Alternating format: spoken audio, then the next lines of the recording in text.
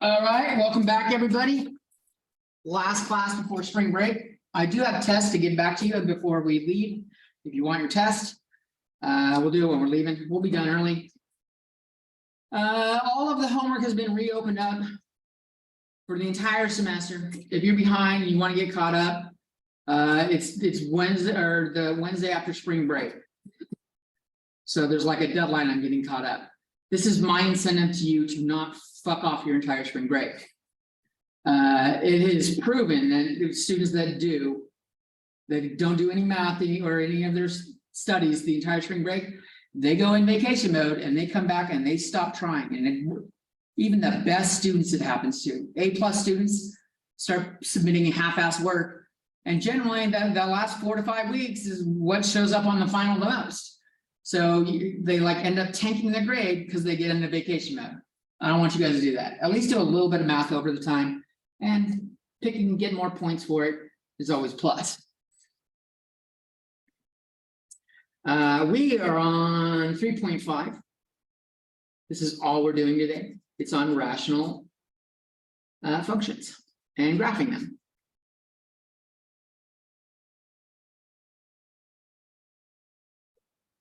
So rational functions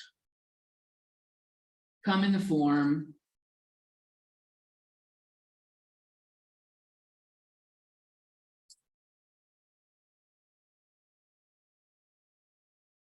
and I'm so not going to use what they use.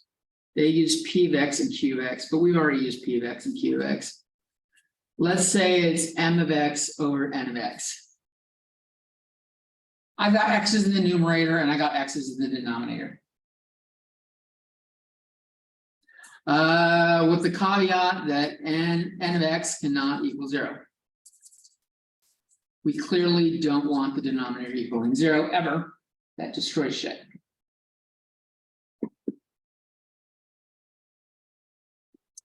The most simplest one is f of x equals 1 over x. This is actually called the reciprocal function.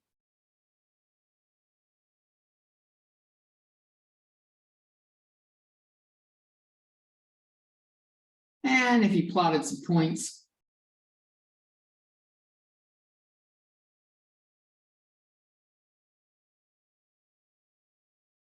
-2 becomes -1/2. -1 is still -1. 0 is undefined.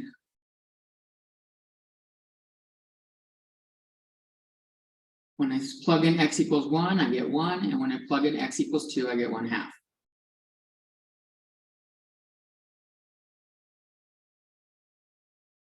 And I think it might be worth throwing in a couple other points to show you what happens as we between 0 and 1.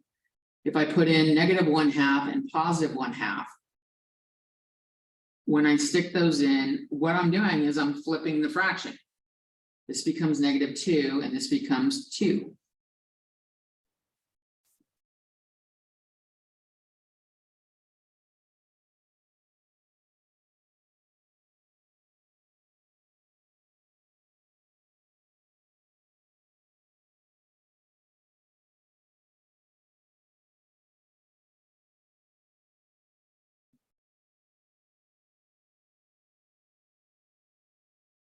So I've got -2 is -1/2. -1/2 is -2. Oh, I'm on the wrong fucking side. And -1 is -1. If I do the positive ones, I got x is 1, y is 1, x is 1/2, y is 2, and x is 2, y is 1/2. We get a graph like this.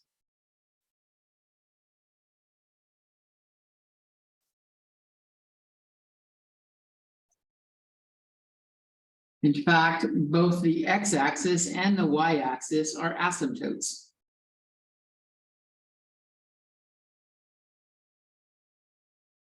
Are called asymptotes.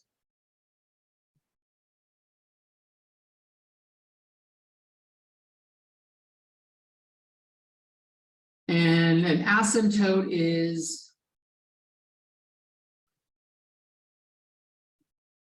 are lines that do not get crossed, cannot be crossed,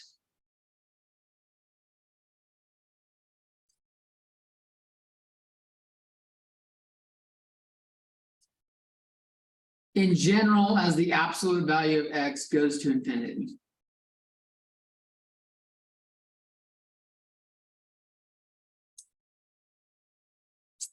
Or as f of x goes to infinity.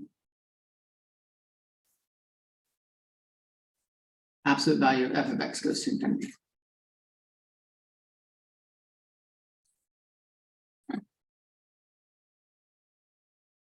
We tend to use dashed lines for asymptotes. So my x-axis should really be a dashed line, and my y-axis should be a dashed line. And I'm off the screen. And I would be like this.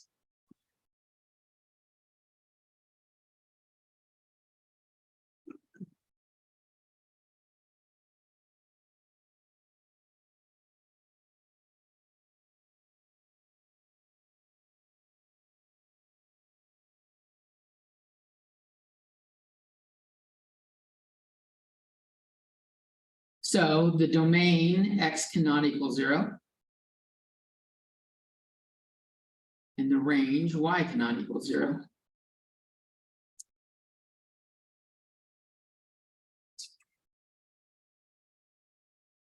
This is not a continuous function. Everything we did in the other stuff was a continuous function. This is said to be discontinuous at x equals 0. My pen has to leave the paper if I want to graph a negative number and move over to graphing positive numbers. I have to literally pick it up.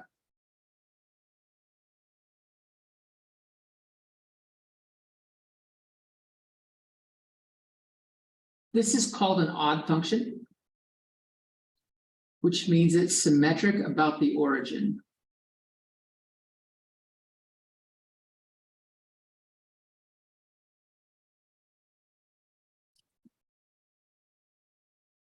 And I've used that expression before. Symmetric about the x-axis or symmetric about the y-axis, you're just treating it like a mirror. Symmetric about the origin is like what the fuck does that mean? It's a point. How can you be symmetric about a point? And I told you I was going to show you later on how you do it. Now's that time. So when you have a symmetry about the origin, what basically goes on is if you start at the origin and draw a line to the graph one way, origin is symmetry about the origin means you can draw a line in the exact opposite direction, the exact same distance, and you'll hit the graph over there too. So if I go, I don't know how long it is, 1.5 inches that way or whatever, I got to go the exact opposite direction and go 1.5 inches that way. And it doesn't matter where I do it. I could do it leading over to here and go the exact opposite direction with the exact opposite or the same distance going the other direction. That's what symmetry about the origin means. You really kind of have to draw it a few times and play with it until you get it, because it doesn't symmetry usually is a mirror. We see it looks equal on each side, but it's not really the same thing. It's almost like symmetry about the y equals negative x line. That might be a better way of saying it. Yeah. I was just gonna ask, when I was taught all this in high school, it was you would fold it like diagonal. It's symmetric, I think. But I'm not sure. I think it's so much. It's been a while. I think you could do that there. That might speed it up. Either way, just so you've seen it before.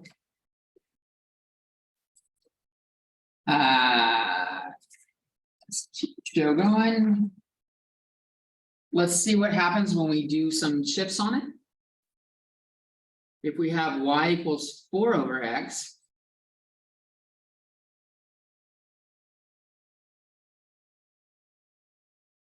I do my little x and y thing. 0 is still undefined.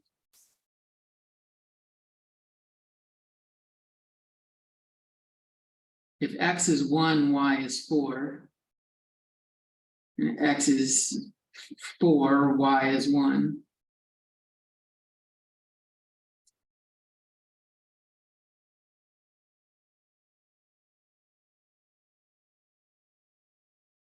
And if I go the other way, -1. Well, let's do -1/4. Let's do -1/2 or -1 and then -4. Should put a positive 1/4 in here too. I put in a positive 1/4. This is 4 over 1/4, which turns into 16. That will be -16. That will be -4, and that will be -1.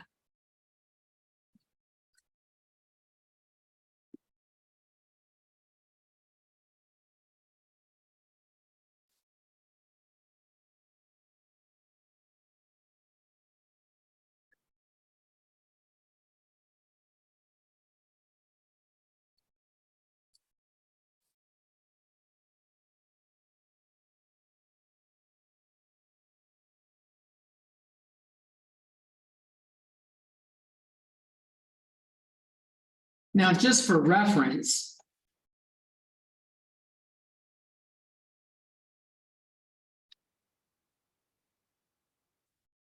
the red line I'm doing here is the y equals x graph.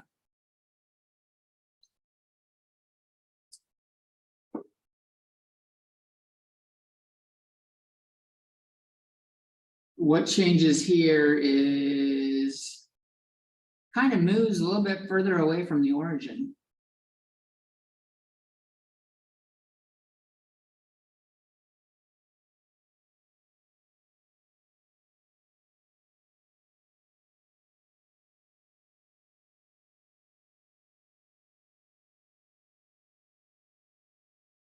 All the values are 4 times further away than they were normally.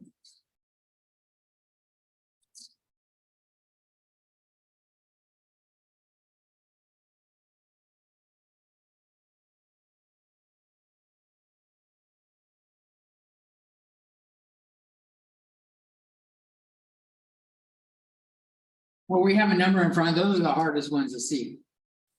If we do f of x equals -1 over x minus 3.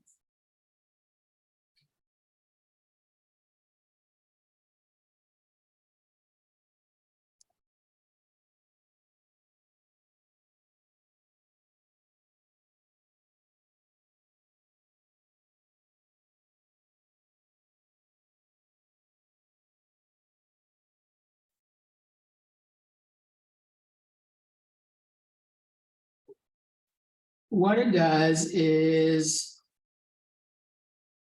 the x minus 3 switches where the center of the graph is. Thank you.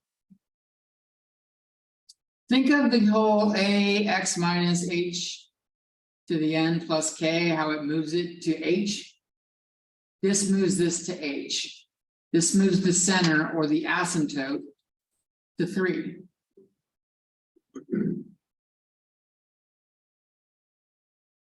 And we still have an asymptote along the x-axis.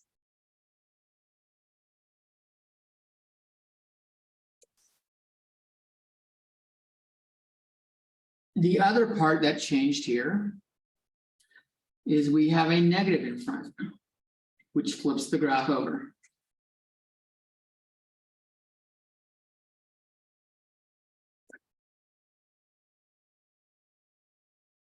So instead of going like this, I'm going to have it going downward right there on the right, and I'll have it going upward on the left. And if I really wanted to, I could make this a little more accurate by, maybe I should. It actually goes right there. That should be a little bit more accurate.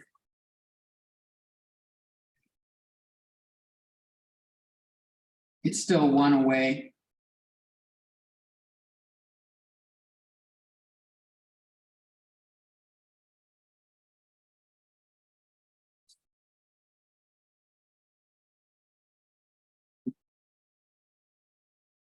Not the most exciting stuff.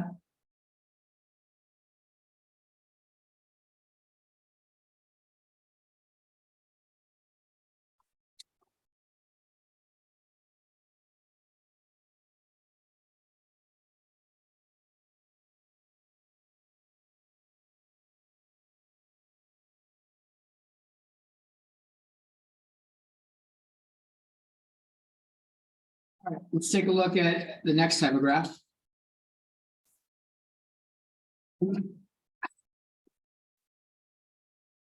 This one really doesn't have a name.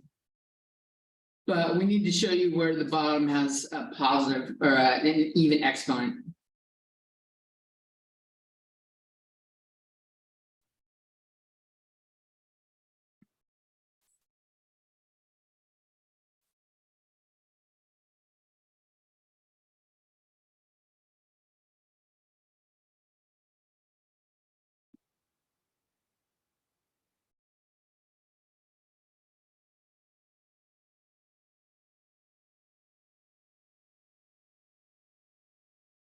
We already know 0 is undefined.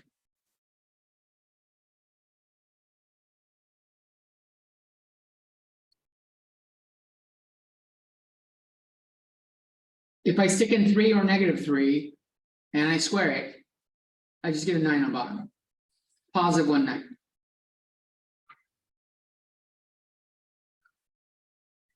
Doesn't matter if I stick in +2 or -2, when I square it, they're both 4 on bottom. I get a 1/4.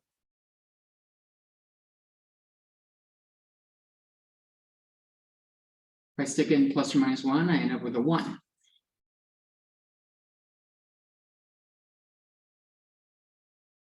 These, if I stick in plus or minus 1/2, I square them, I get 1/4 on the bottom, but then I doing some fraction stuff, this ends up being +4. And this ends up being +9. So similar to the 1/x graph.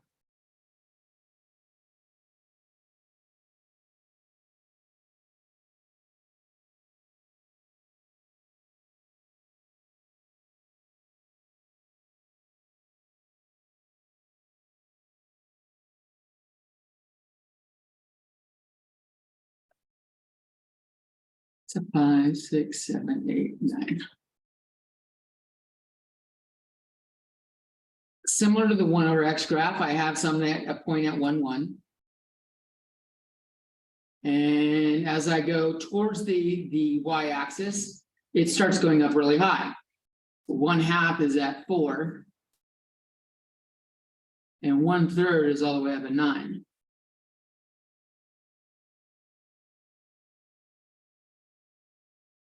And when I go to the right, it's also doing something like that. So it's like y 1/x, but it gets close to the axes or the axes really quick. Because that squaring is narrowing the gap fast. What's different about 1/x though is that none of these y values are negative. So when we go to the other side of the graph, the same thing happens. But now it's doing it on the left side.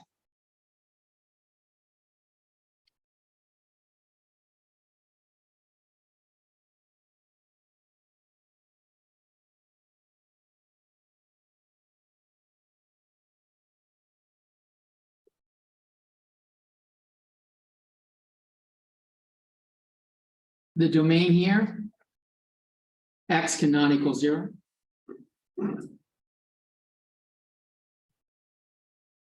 So we could say -infinity to 0 in union with 0 to infinity.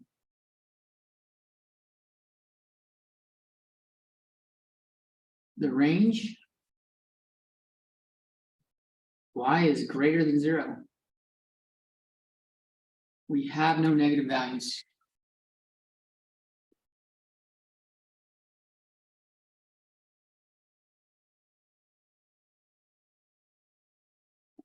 Again, discontinuous at x equals 0.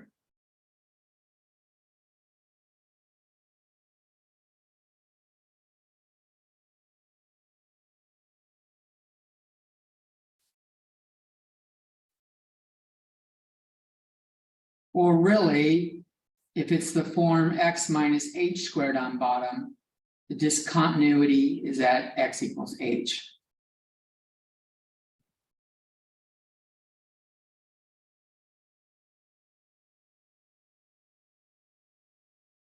This is an even function.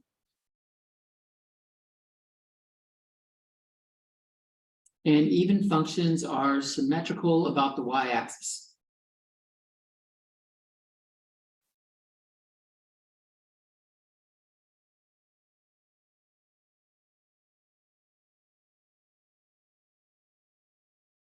Which is the x equals 0 line.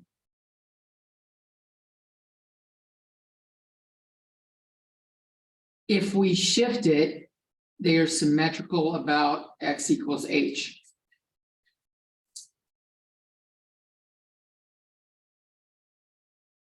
Or a shift. I should have said this with 1 over x too. It's not in my lecture notes, but I think it should be.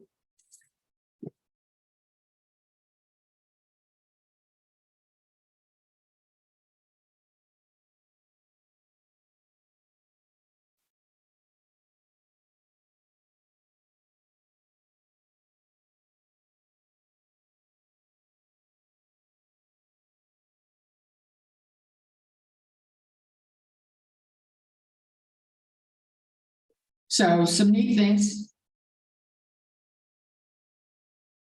If we're looking at f of x equals 1 over, let's say x minus h to the n.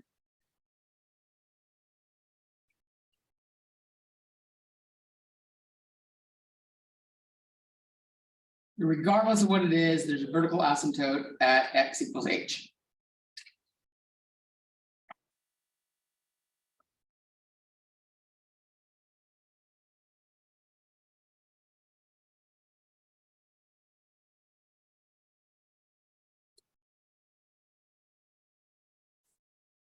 If n is odd, we have 2 ways that graph can go.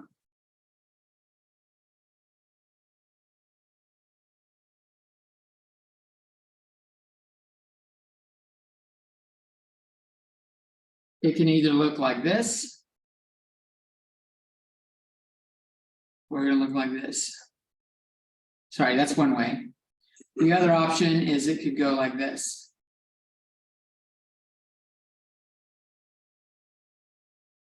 This is when a is less than 0, the entire equation, the leading thing is less than 0. This is when a is greater than 0.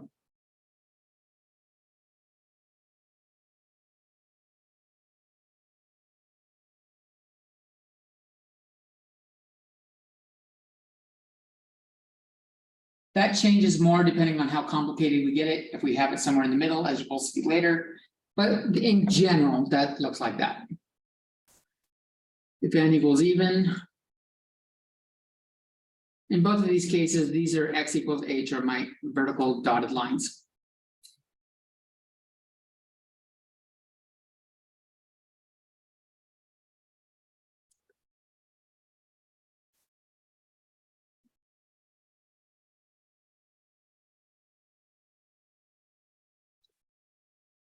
They either point up, both point up, or they both point down.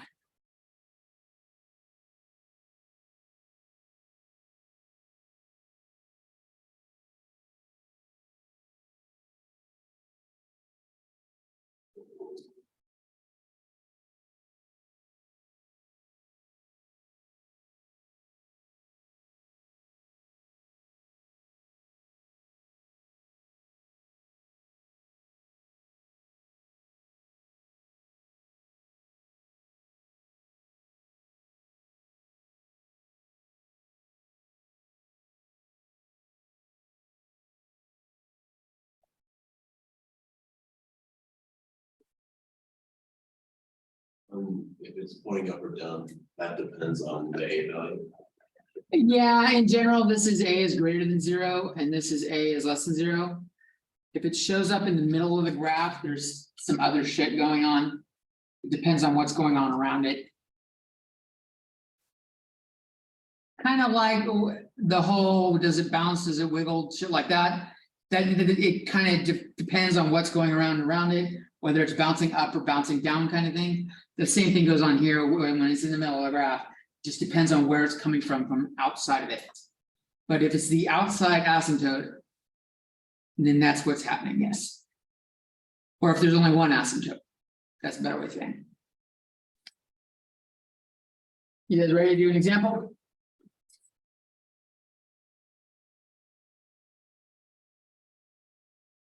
Let's graph f of x equals 1 over x minus 2 squared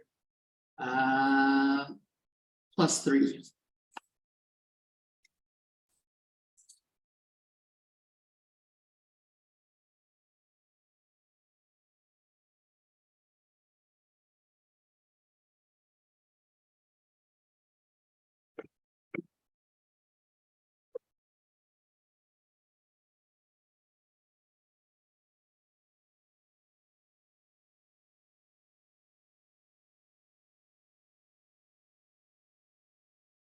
So this is kind of like an x minus h and a plus k kind of thing.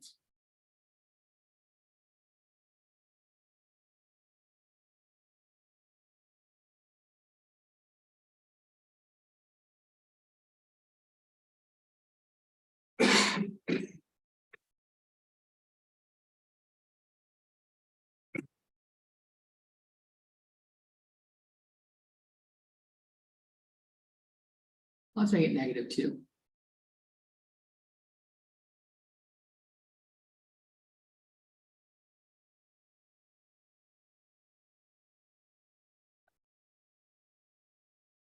So what this 2 and this 3 do, the -2 and the 3 do, since this is with the x and it's inside parentheses, we make it the opposite.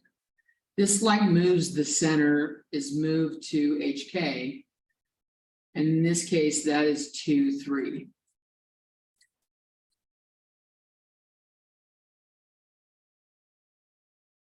We will have a vertical asymptote at x equals 2.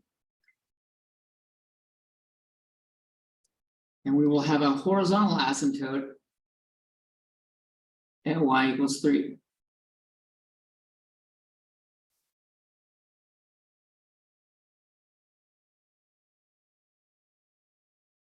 So my dashed lines are asymptotes.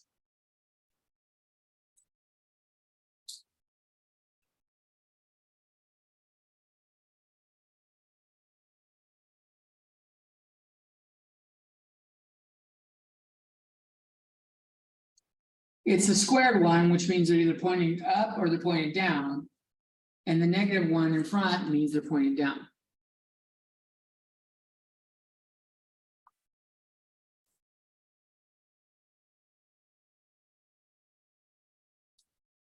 So as they go towards infinity, they just get closer and closer to the line, but they never cross. That's what happens with asymptotes. If you've ever seen the movie Tron, these are like the fucking Tron cycles. Don't cross the fucking Tron cycle boundary.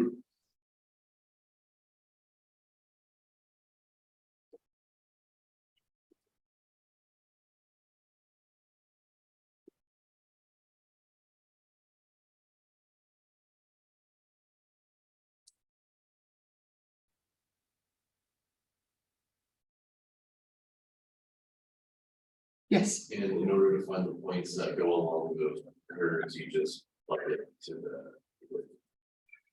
The easiest way to find out which quadrant you're in is pick a number near it. If I pick x equals 4,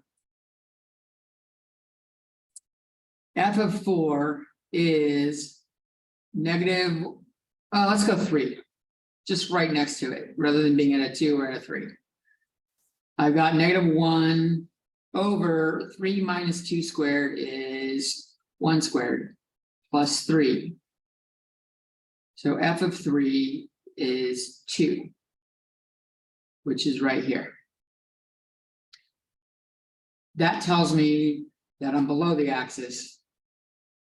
And then I use this negative bit. I know that as I go towards the asymptotes, it approaches. And I'm going to use the x minus the squared part to do the symmetry around this right here. Alternatively, I could plug in x equals 1. And you'll see that if I do f of 1, I get -1 over -1 squared plus 3. This is also 2, which is going to give me that point right there. So you can see where they're at. And then just as they go towards the ends, just make the lines veer close to the asymptotes. You don't need to get much more particular than that.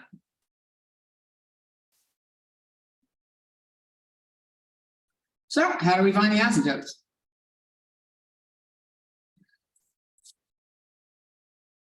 Let's talk about some asymptotes. Asymptotes.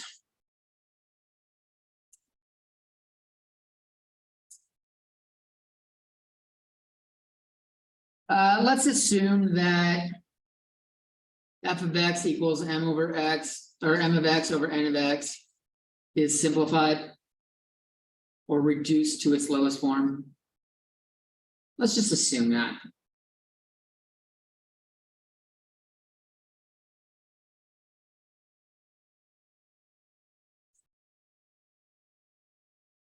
Vertical asymptotes occur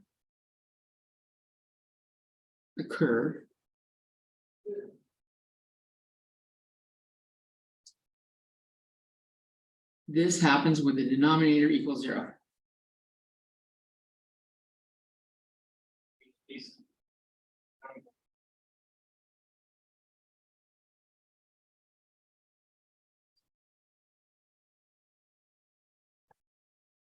So the best thing to do, take that denominator n of x, set it equal to 0, and factor to find the zeros of n of x.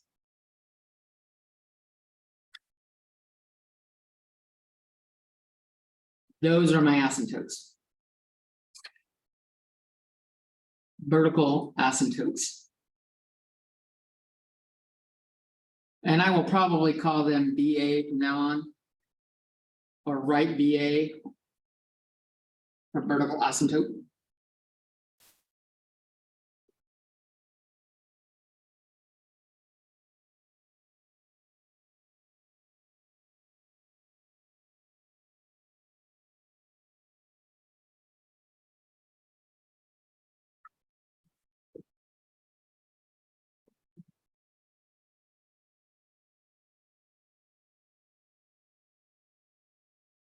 Horizontal asymptotes.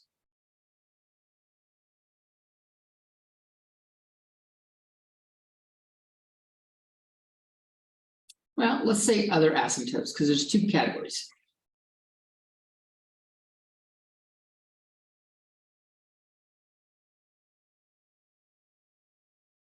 Let's look at the 3 categories. Category A. If the numerator has a lesser degree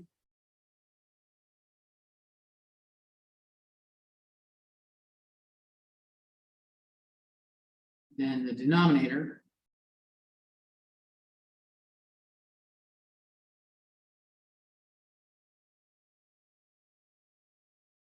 then y equals 0 is a horizontal asymptote.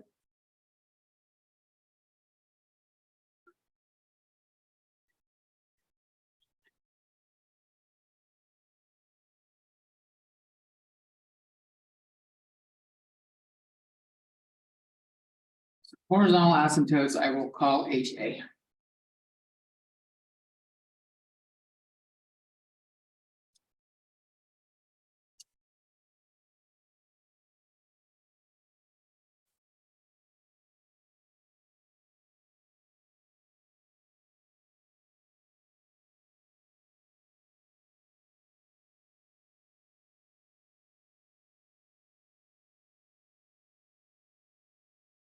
B.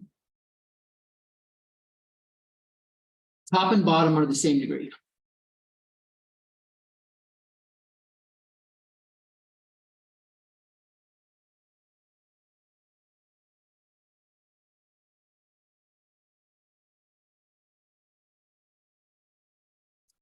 So kind of like f of x equals a sub n x to the n plus dot dot dot plus a sub 0 over b sub n x to the n plus dot dot dot dot plus b to the 0 sub 0.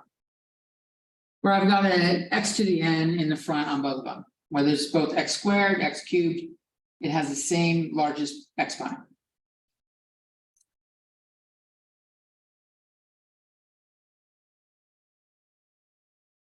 If this is the case, the horizontal asymptote occurs at y equals a sub n over b sub n. The two numbers in front.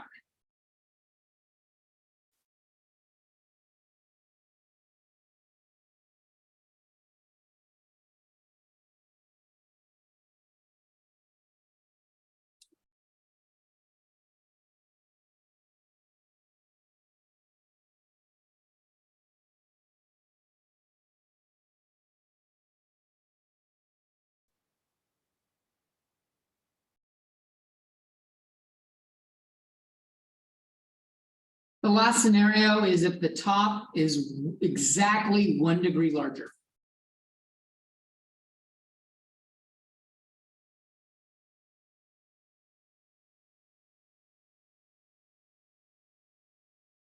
Like we have a sub n plus 1 x to the n plus 1 over a b sub n x to the n.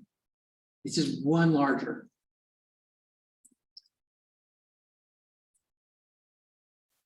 This is called an oblique or slanted asymptote.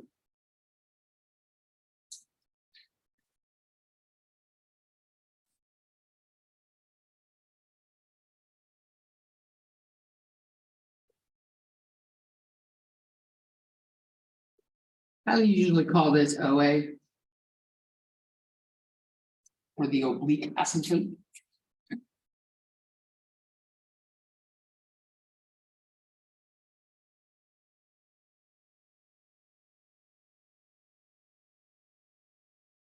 It's actually easy to find.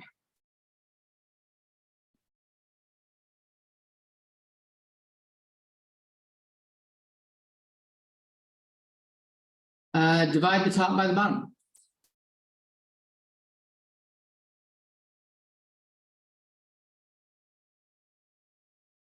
And ignore the remainder.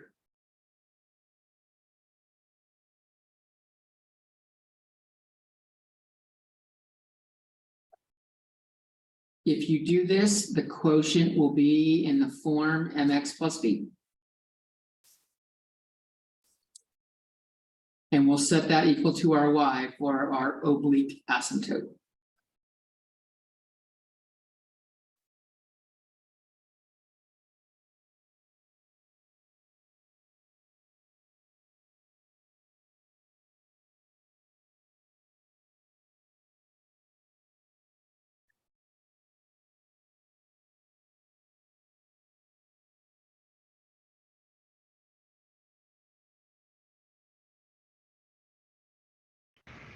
What if the top one is 2 degrees larger? Then it does like x cubed, and you know how they shoot to infinity and shit like that. It'll do shit like that.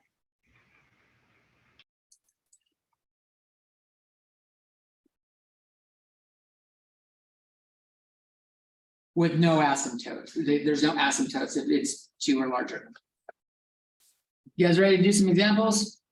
Enough of all the wordy, blabbity.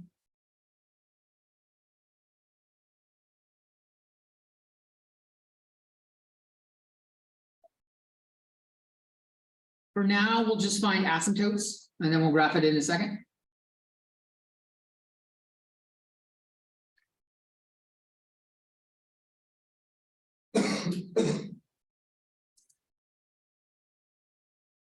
That a 2 or is it? You think I have an x to the z in there? What? Oh, is that a 2? That's it. I thought you were talking about the exponent on the No. x on the bottom. I didn't, yeah, my bad, sorry.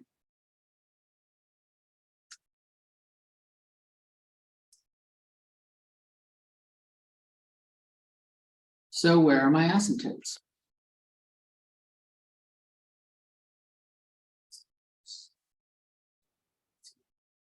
What?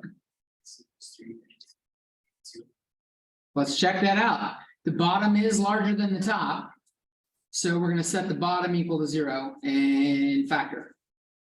Now I get x minus 3 and x plus 2 equals 0, which means I have vertical asymptotes at x equals 3 and x equals -2. I think that's what you said. Other than signs, I don't know if you said, but yeah, I have heard of 3 and 2.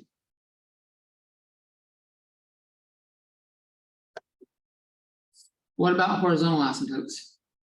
Well, that's always the vertical asymptote. The bottom is bigger than the top, which means since the bottom is bigger than the top, the horizontal asymptote bottom degree is bigger than top degree, which means y equals 0 is the horizontal asymptote.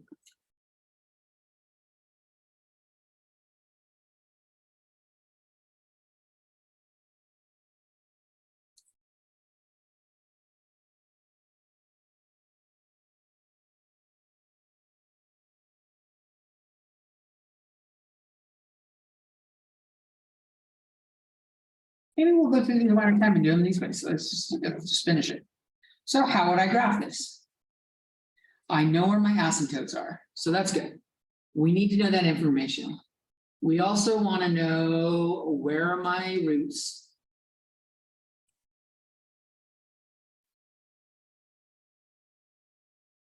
And where is the y-intercept if there exists?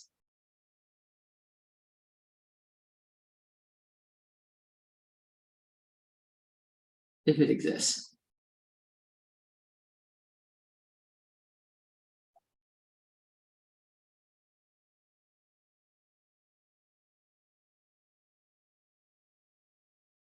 So this is where, assuming it's all one fraction, we ignore the bottom. The roots are where the top equals 0.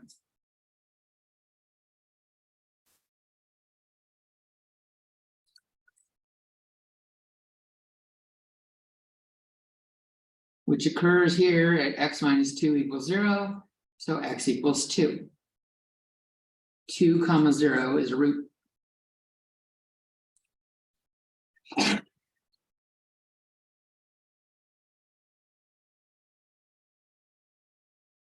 The only way to check if there's a y-intercept is to just plug in and see.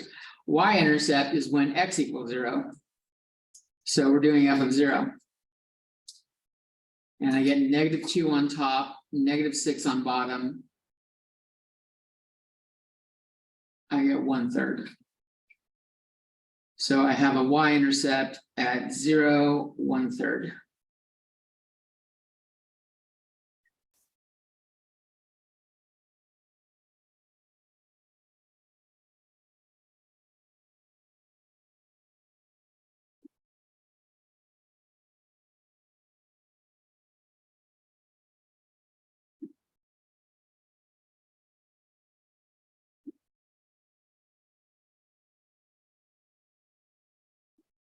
I'm gonna make a dotted line for my x-axis. Because there's a horizontal asymptote there. It helps if you think about that before you draw the line, especially when you're doing it in pen.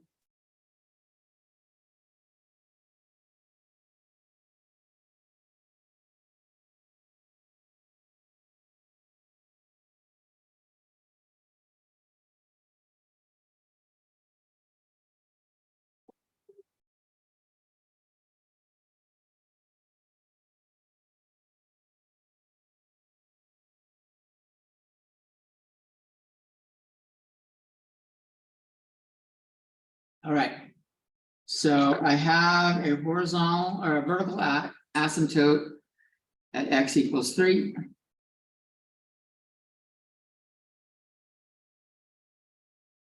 And at -2.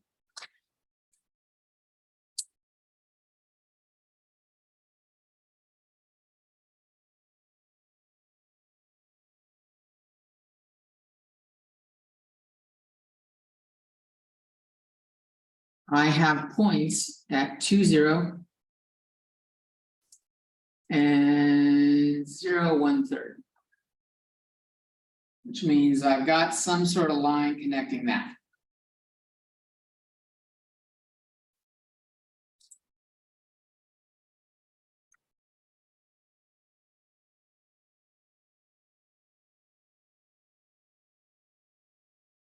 My top didn't equal 0 anywhere else, so it never crosses the x-axis again. Which means as I go this direction, I can't go down and I don't run into it, which means I got a Tron cycle along the wall. Can't go over, can't go through, can't go down, because there's a asymptote along the bottom. I know it crossed at the x equals 2 line.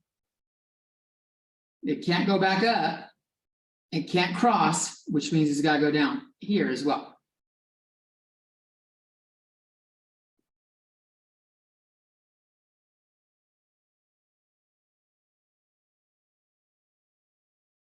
My vertical asymptotes, none of these were squared, which means whatever was going on one side of the line, I do the opposite on the other. Which means this was doing this on the left side of or the right side of this line. It's got to be doing something like this on the left side there.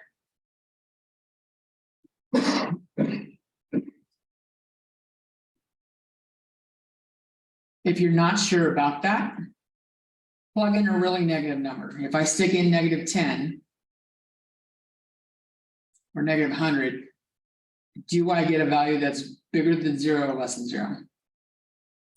The top is negative. -100 squared is 10,000 positive. This whole thing ends up being a negative number. A negative, barely negative, but it's negative. So it's below the x equals, or the x-axis.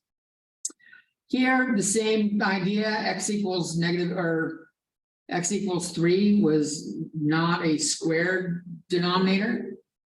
So it's going down here, it needs to go on the upside on the other spot.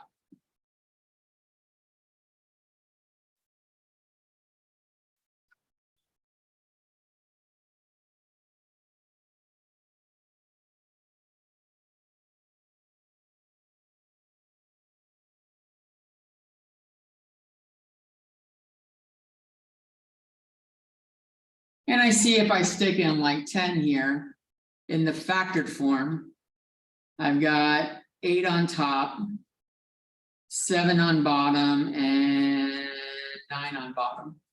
So it ends up being a positive number that's just above 0. 8 over 63 is just above 0. So as we go that way, it's just above the y-axis or x-axis. How was that for fun? This is everything that you hoped it could be. So the x-axis being an asymptote doesn't apply to the middle area because it did cross at 2. Correct. That is an excellent observation. Horizontal asymptotes are only as x goes to infinity.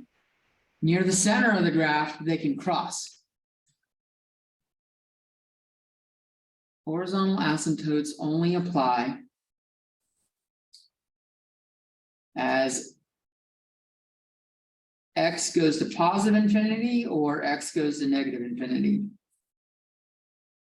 They can cross in between.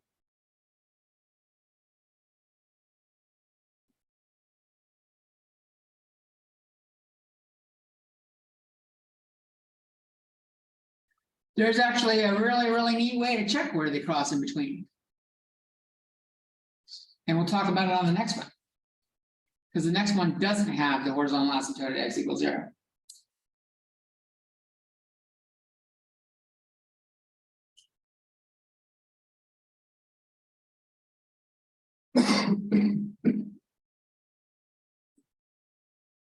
Actually, it's worth saying it now.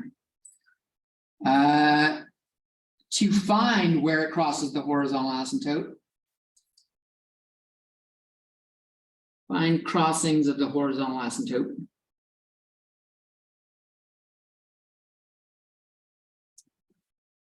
Set f of x equal to the horizontal asymptote and solve.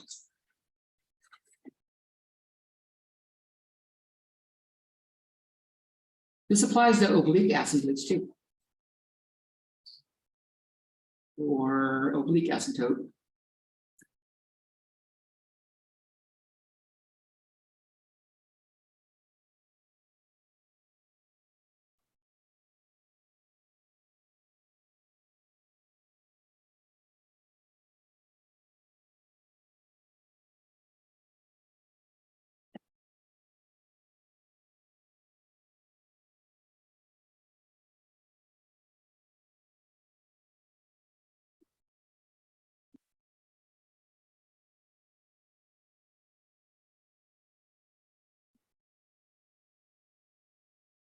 Everyone ready for the next example? You know you're having fun. Don't act like you're not. This is better than going. You don't even want to go on spring break. You just like, let's do more of this shit, Mr. Jones.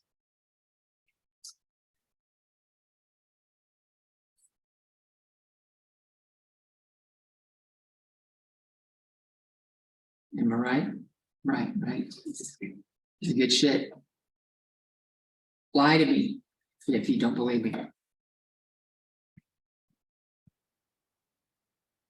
All right, so we want to look for asymptotes and we want to look for intercepts.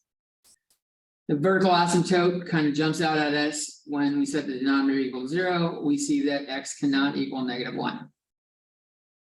That's my vertical asymptote.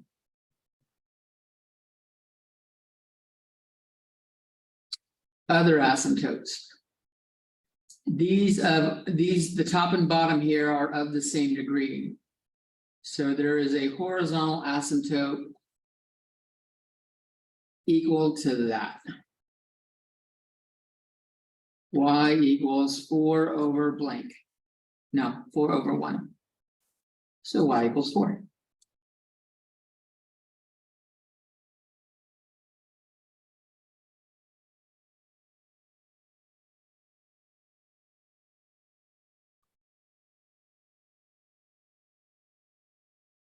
If I want to find some zeros, the roots. Roots occur when the top equals 0. Is that 4x minus 2 equals 0? Or x equals 1/2.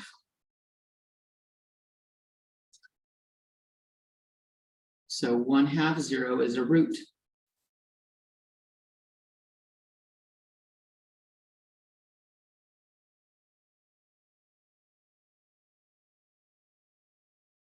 Y-intercept is when f of x, where x equals 0. If I stick in 0 here, I have -2 over 1, which is -2.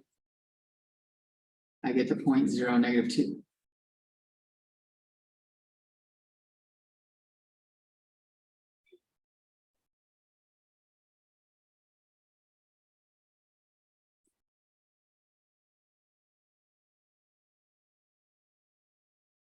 And now to find where it crosses the horizontal asymptote. Cross HA? It may not. Sometimes it does near the center. I'm going to take 4x minus 2 over x plus 1. And I'm going to set it equal to my horizontal asymptote.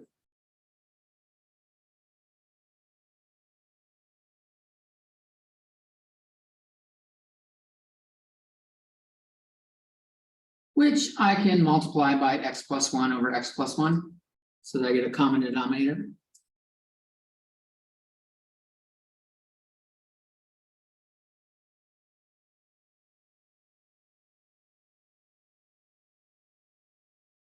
If these equal each other, it's going to be where the top matches. 4x minus 2, where does that equal 4x plus 4?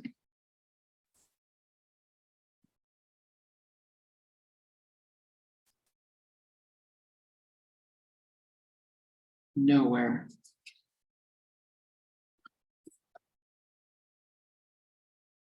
-2 does not equal 4, so it does not cross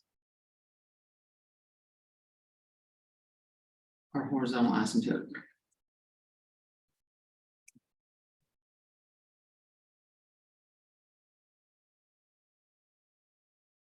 That poses some interesting stuff. We'll see that when we graph this.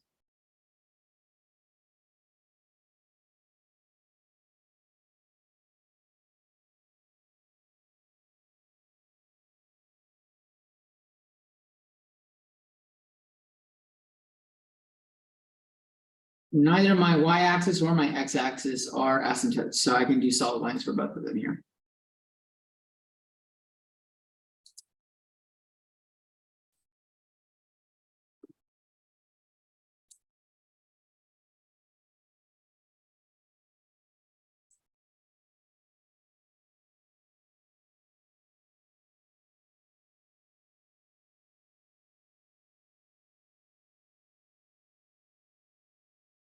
Just pencil in our asymptotes.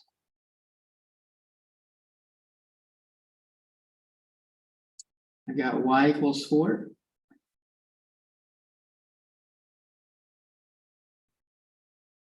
And I got x equals -1.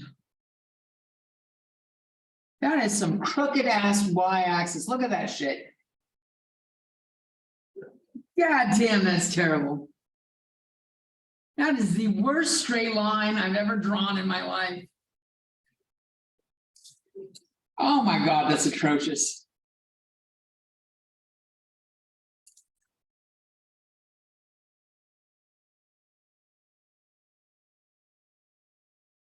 All right, let's plot some points. I know 1/2 0 is a point on my line, and I know 0, -2 is a point on my line.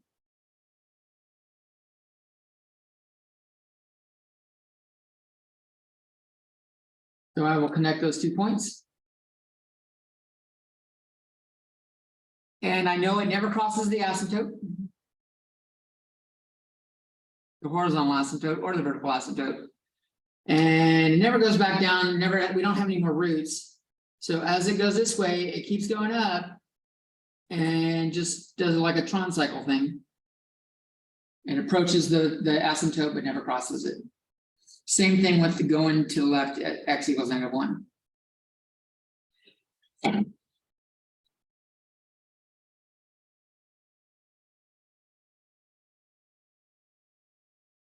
How do you know, does it cross the? It never, Oh, it won't. never, because the vertical asymptote will make the denominator 0. And that's bad juju. So it may cross the horizontal asymptote, but it will never cross the vertical. This one was like this, so we didn't have a square on bottom. So the other side's got to be doing something like this. But I would check it. I'm going to plug in -2. If I plug in -2, I get -8 minus 2 over -2 plus 1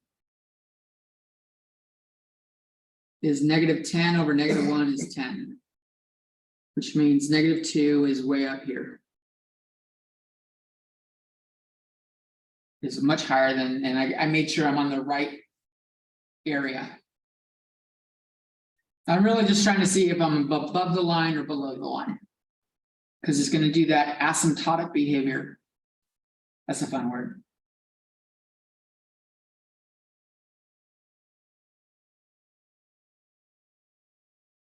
Are you guys ready for more? No, you're not. People still writing. Patience, Jones. Good things come to those who wait.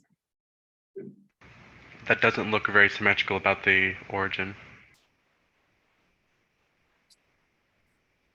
It's not, because our center is moved. But wouldn't it still be symmetrical of that center? If I did it on a computer, it might look like it. I'm sketching it. Right. You want Yeah. an exact graph, you never let a human do it. Mhm. Fact. Otherwise, you just got to do point after point after point after point to find out where it hits. It just takes forever. Computer does it lickety split. Look at Chris throwing fucking shade over here.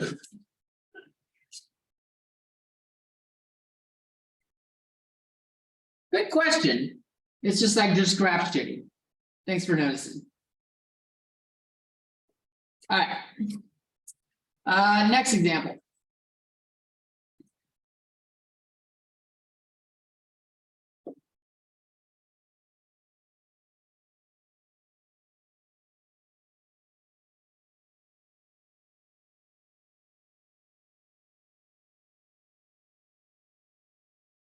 First up, vertical asymptote.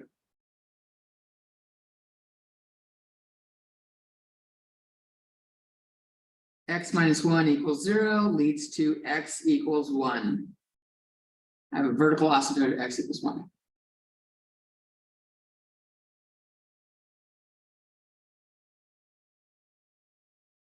The numerator here is 1 degree larger than the bottom, which means I am going to have an oblique asymptote.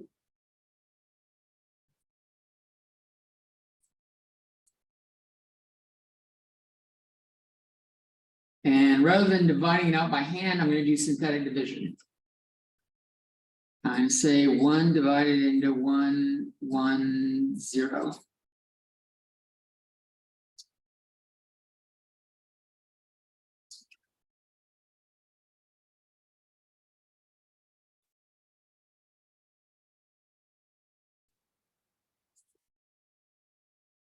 That's my remainder. That's the part I ignore. I have x plus 2. Y equals x plus 2 is my oblique asymptote.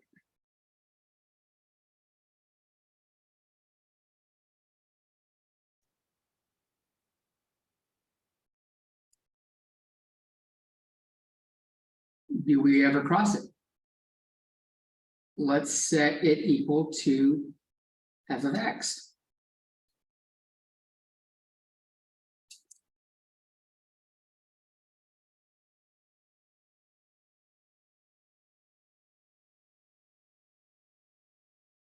I'm going to multiply to get a common denominator. Effectively, it's like cross multiplying here. Because then I don't need to worry about the bottom anymore. We're not doing like an inequality graph, so I don't really need to worry about the bottom anymore. I need to find out where does x squared plus x equal x plus 2 times x minus 1. That is x squared plus 2x minus x minus 2.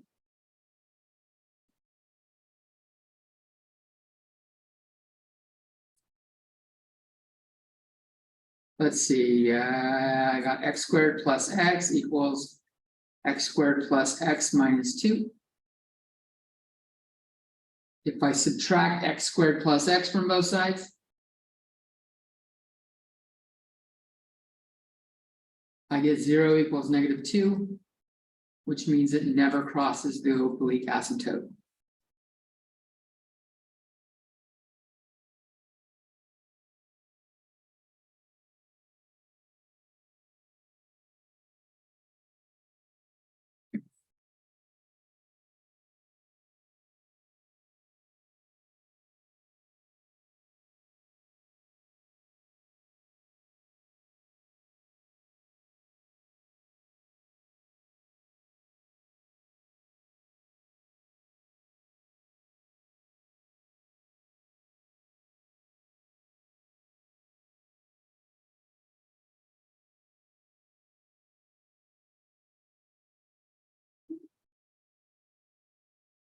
All right, so where are my intercepts? The intercepts are where the top equals 0. So top equals 0. I've got x squared plus x equals 0. I can factor this. I got x times x plus 1 equals 0. So at x equals 0 and x equals negative 1. 0, 0, and negative 1, 0.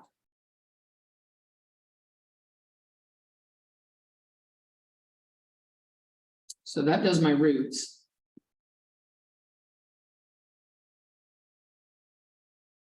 If I want to check my y-intercept, I plug in 0 and see if it works. F of 0 is 0 over -1, which is 0. And we already have that. That's that point right there.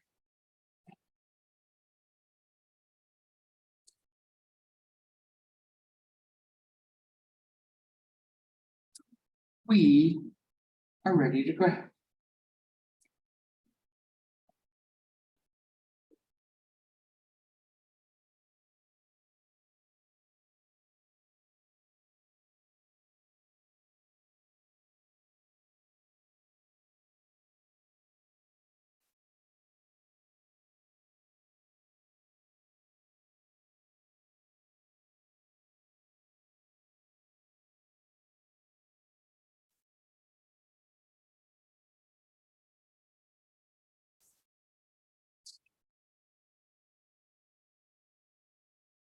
My vertical asymptote is at x equals 1.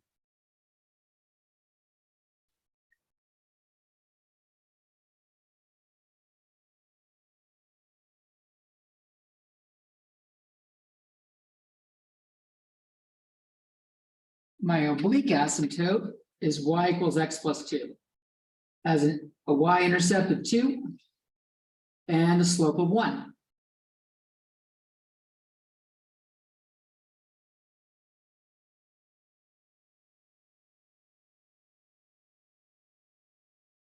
So that's y equals x plus 2. This is x equals 1.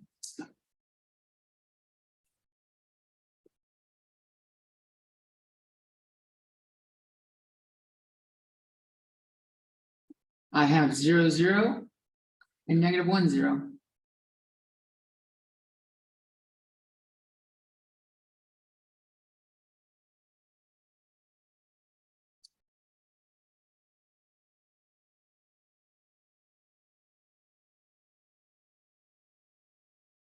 I know they got to go towards the asymptotes as it goes this way. So it's got to do something like that. Which means it's coming here, it's going up, and it's got to do something like that. There's no other way I can have asymptotes there and connect those dots.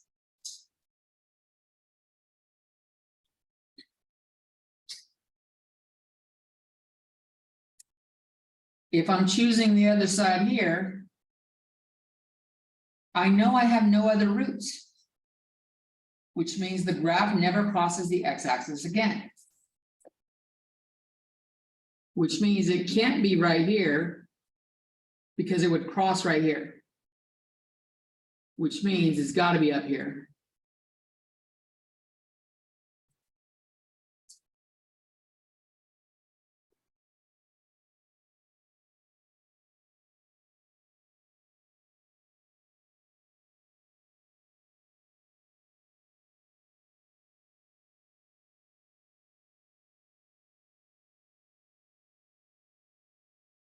We have 2 more examples and we are going to be done for the day. You'll get out of here early. Assuming you want to. You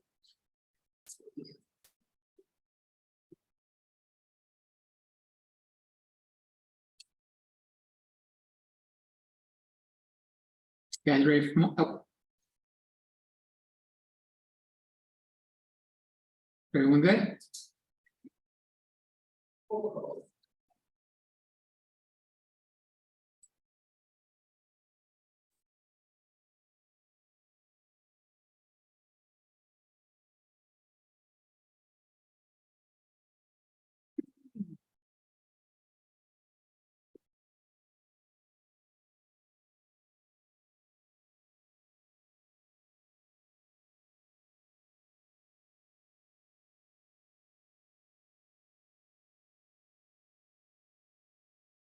All right. Vertical asymptotes. Where are they at?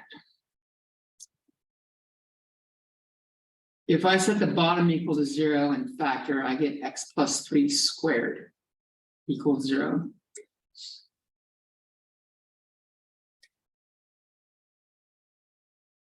So I've only got one asymptote at x equals -3, but now that denominator is a square. We'll see how that affects shit.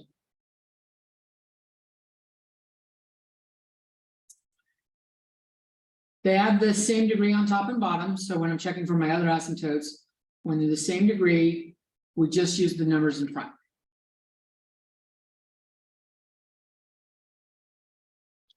You have a horizontal asymptote at y equals 2/1, which is 2.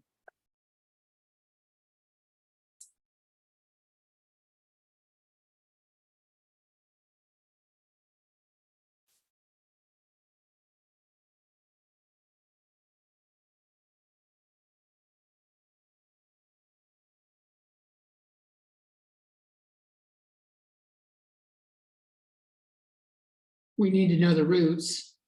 So finding the roots. Where does the top equal 0?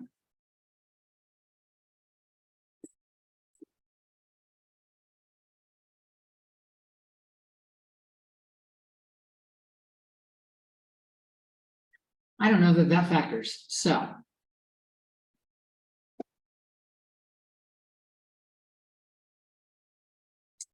I got -3 plus or minus square root of b squared is 9 minus 4 times 2 times -4 all over 2 times 2.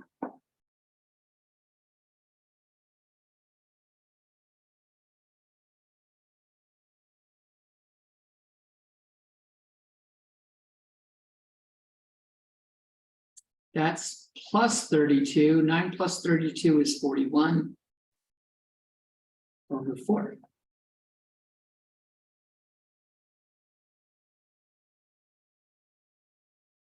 Square root of 36 is 6. Square root of 49 is 7.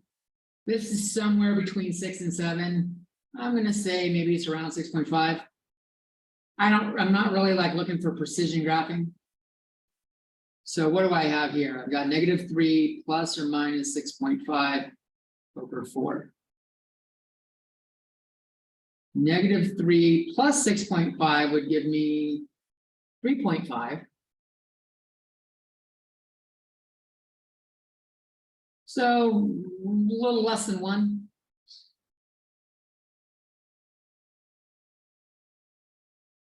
This is actually 7/8.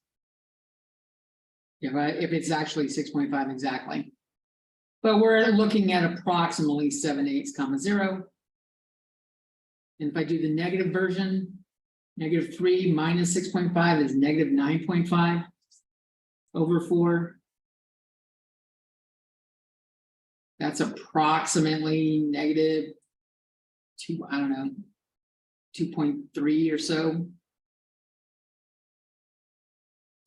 I'm not going to be precise, just eyeballing where it is.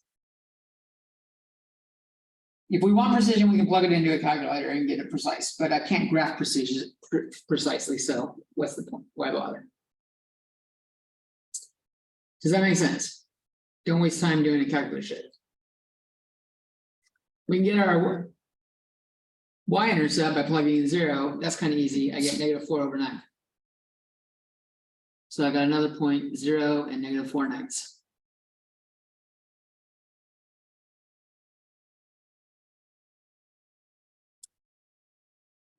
Do I ever cross my horizontal asymptote? Question. I will set my function equal to the horizontal asymptote.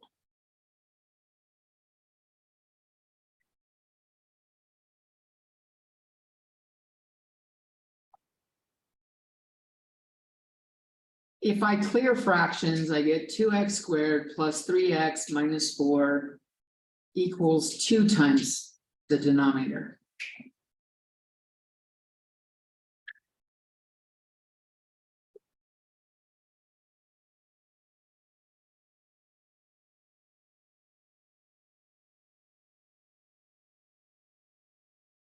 So I distributed the 2, and now I'm just subtracting shit.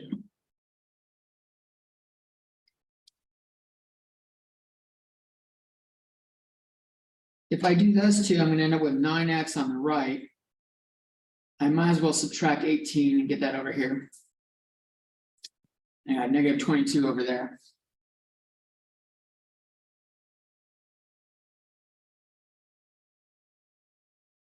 So it crosses HA at x equals negative 22 over 9. Which is probably pretty close to that. We'll see when we graph it. We do know it crosses it though. We don't need to worry when we do.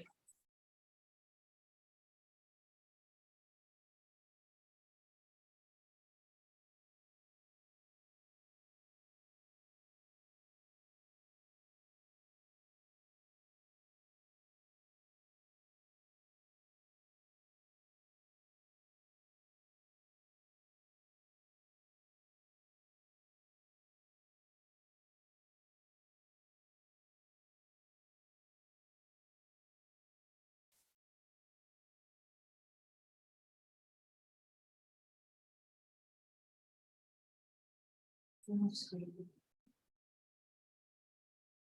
you.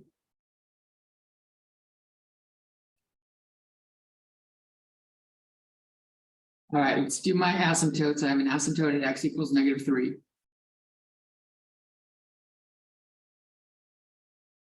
And a horizontal asymptote at y equals 2.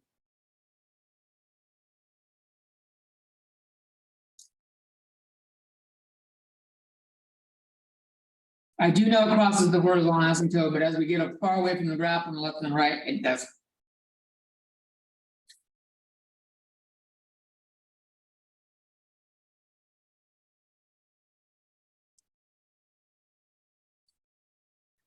My zeros are, I've got negative 4 9, 0, negative 4 9 is my y-intercept is like right there. Approximately. 7/8, comma 0 is approximately there.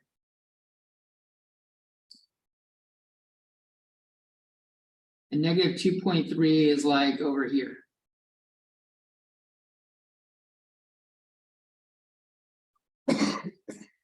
It looks like it's doing something like this, right? To get those dots to connect. And now I can see, yeah, it kind of has to cross that asymptote, doesn't it? Otherwise, we would have had another intercept. So it does cross the horizontal asymptote as it gets to there. As we go to the right, it flattens off pretty quick.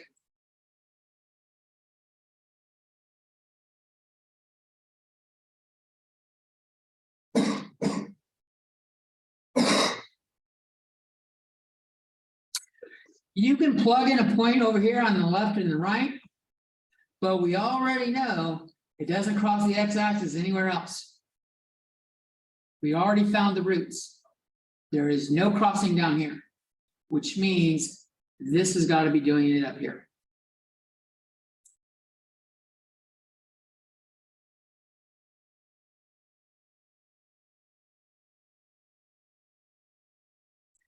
That matches with what we had. We had on the denominator, we had x plus 3 squared in the denominator. So the exponent was even, they both had to point in the same direction. Either they both point up or they both point down. At this asymptote, they're both pointing up.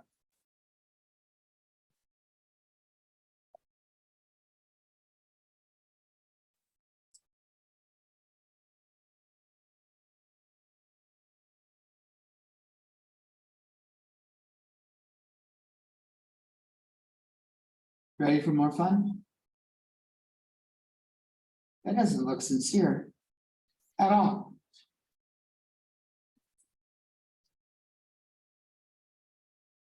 Something I haven't checked yet because I knew we didn't have it. It's something you should. Yes, Nothing. I was going to say, as a math major, I'm enjoying this. that's awesome. Good stuff. All right, so finally.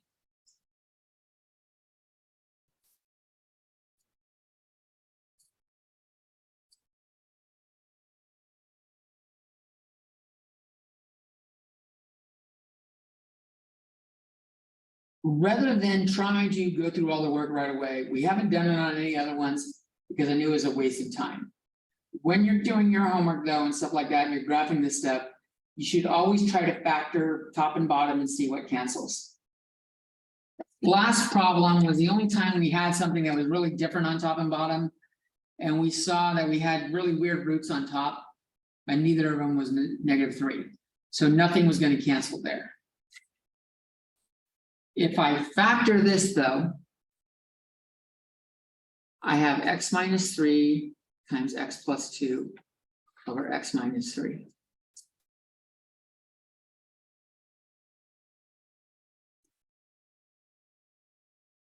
What do we do when we see shit that's on top and bottom? We cancel it out. But this x minus 3 is part of the original equation. We cannot ignore it. X cannot equal 3 because it ruins the denominator. Even though we canceled it out, it ruins the denominator.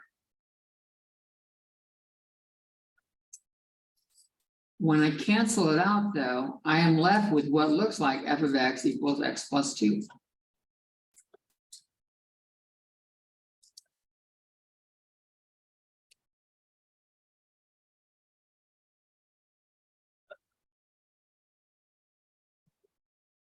It's still discontinuous at x equals 3.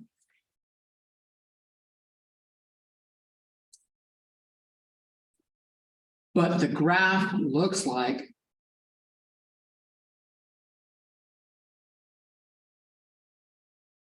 f of x equals x plus 2. Or y equals x plus 2.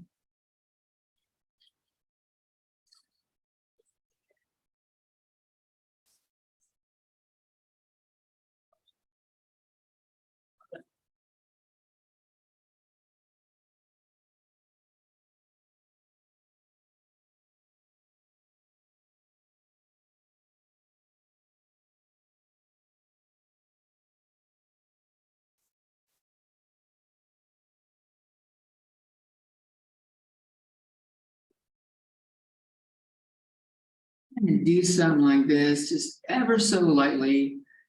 The x equals 3. I'm just gonna put like a little like. If I had a pencil, I'd do it in pencil because I don't really need it. It's not an asymptote there.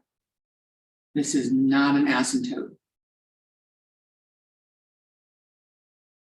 It's just helping me track when I graph the line where to put this discontinuity.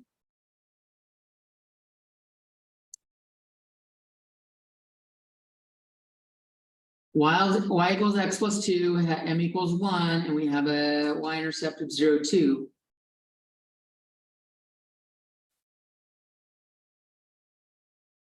When I get to the discontinuity spot, I put a hole. And I continue.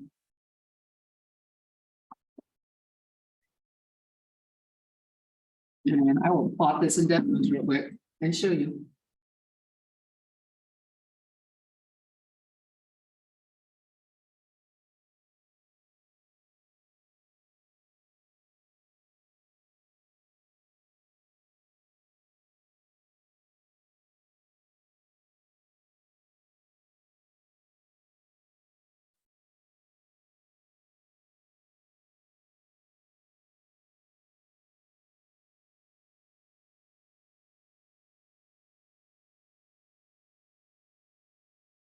We can see x squared minus x minus 6 over x minus 3, what we started with. Looks like y equals x plus 2.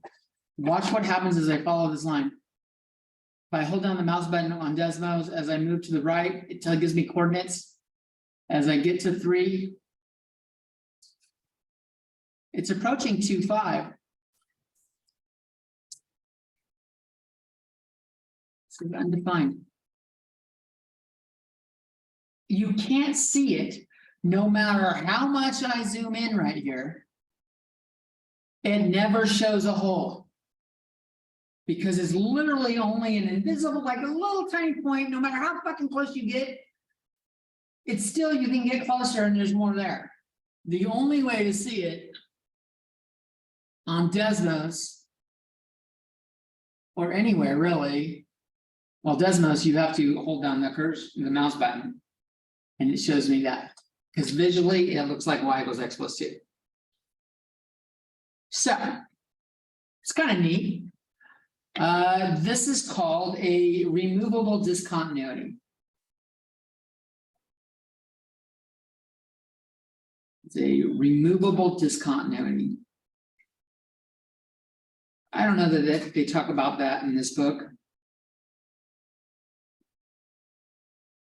But since we do have at least one professor math major in here, the way you remove it, how to remove it?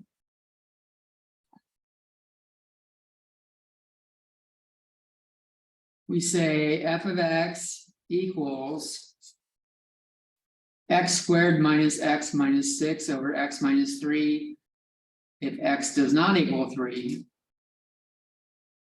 And if x equals 3, plug it in right here. 3 plus 2 is 5. F of x equals 5. That removes the discontinuity. It puts a point right in that hole.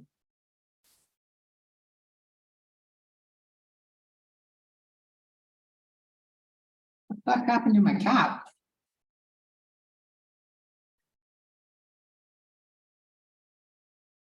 And I could show that on Desmos too. That is definitely not on your homework, that is not on your test doing removable discontinuities. It's just a little extra flavor. If I come here and I say 3, 5, and now I start dragging along this line. Oh, son of a bitch. It's got the dot filled in there though. Desmos doesn't recognize it. Maybe there's a way to put them together. Huh. Oh. That be it for today. Have a good spring break. Keep doing your homework. If you want your exam back, let me know. Come on up.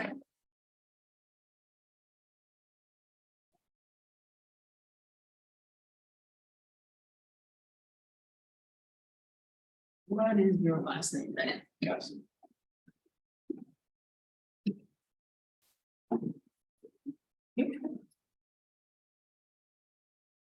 Last name. Be with me. I just wanted to ask, I was trying to register for your online classes for the summer, but it wasn't letting me. I don't know if, are you even doing one? I have stats. Only stats this summer. Yeah, that's the one. Though. Yeah, I do. I don't know why it's not letting you. Yeah, it says like something about. It just says like error. So I think I might just talk to a counselor. You might be doing one that has a support course. If it's looks like a 2-hour block, it's a support course one. Okay, So the in-person is support course, the rest is watching videos and doing on home. I okay, do have one that's in the afternoon, that's like 4 hours, that's in person, no support course. You should be able to register for that one, but it is showing up every day. okay. And that one that shows up every day, so it's online or it's in person? The ones that are in the morning have a morning component that's 2 hours every day. And then the actual full statistics class is online. Okay, So I'll just be doing support course stuff. I'm showing you how to do all the math stuff and how to use a computer program, really. okay, thank you. What is it? Laura? Yeah. Done good. What is it? What is this? Job. What is it, Alondra? Yeah. Finish. I'm gonna ask, the finals, the one that's worth 30% or 40%? 30%, I believe, right? I'll have to look. I don't have. I believe it's 30%. No, I don't want to make you look. Well, it's on the syllabus. It'll show up on the syllabus. Oh. okay. And it should be in chemist, so. Is it gonna be similar to the midterm, like the same amount of questions or more or less? I don't know if it's gonna be more or less. We'll do a review beforehand. Okay, okay.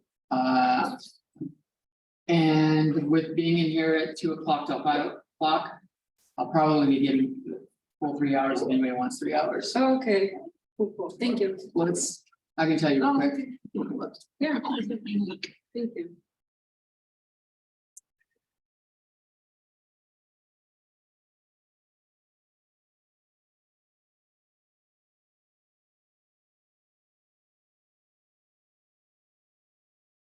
Final says 30% and midterm was 40. Is that what I have in the grading thing? Assignments.